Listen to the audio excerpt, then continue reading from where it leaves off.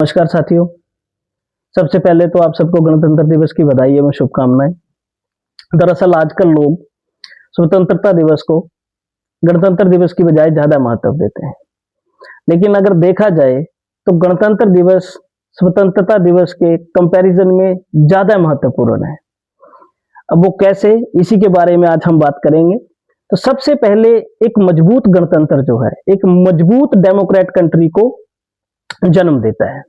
इसके 4 पिलर्स हैं: legislature, executive, judiciary और मीडिया।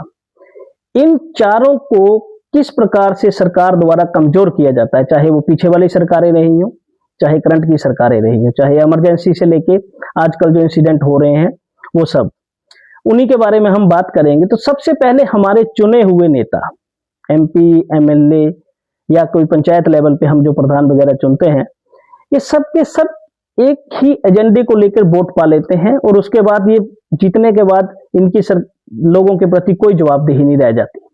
जैसा कि हम देख रहे हैं कि पहले तो ये धर्म के नाम पे लड़ाएंगे, जाति के नाम पे लड़ाएंगे, किसी दूसरे देश के किसी एजेंडे को लेके आएंगे, उस पे नाम पे लड़ाएंगे और वोट पालेंगे। उसके बाद जनता के काम करें ना करें उसकी कोई गारंटी नहीं।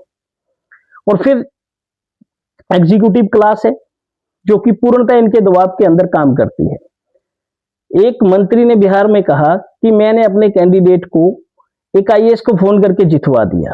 अब बताइए एग्जीक्यूटिव क्लास किस प्रकार काम कर रही है, किस प्रकार एग्जीक्यूटिव एक पावर को कमजोर किया जा रहा है। जुडिशरी है उसकी तो मैं क्या ही बात करूं। जैसे कि आपने देखा एक जज के घर में करोड़ों रुपए मिले दिल्ली में।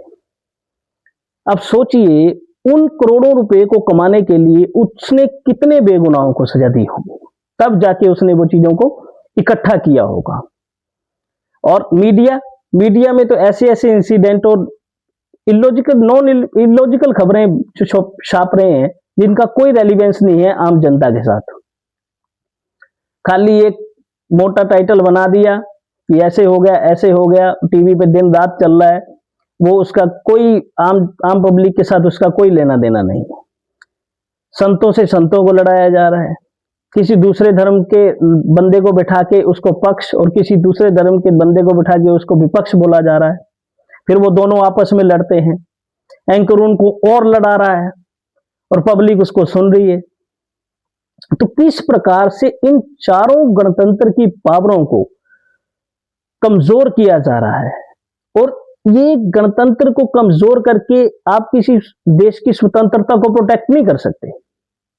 आपको काम करना पड़ेगा, आपको रूट लेवल पे आना पड़ेगा, ग्राउंड रियलिटी देखनी पड़ेगी।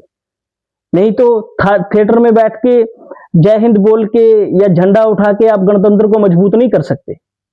आपको अपने लेवल पे काम करना पड़ेगा।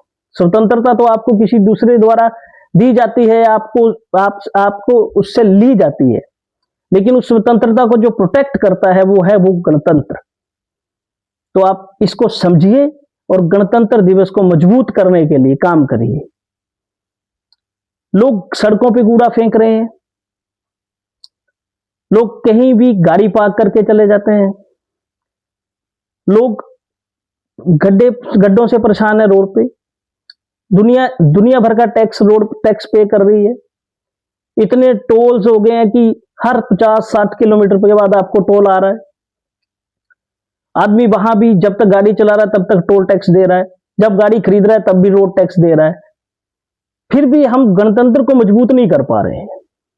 और अभी तो ये बहुत ज्यादा फेड अप होता जा रहा है धीरे धीरे, जब करंट की सिचुएशंस के अगर हम देखें तो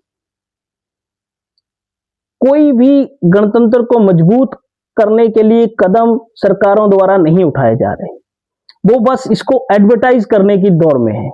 देशभक्ति फिल्में बन रही हैं, लोग उन देशभक्ति फिल्मों को देख के उनमें देशभक्ति जाग रही है, लेकिन रियल देशभक्ति ये है इन पावरों को संभालिए आप, जो कि मैंने अभी एक्सप्लेन करी।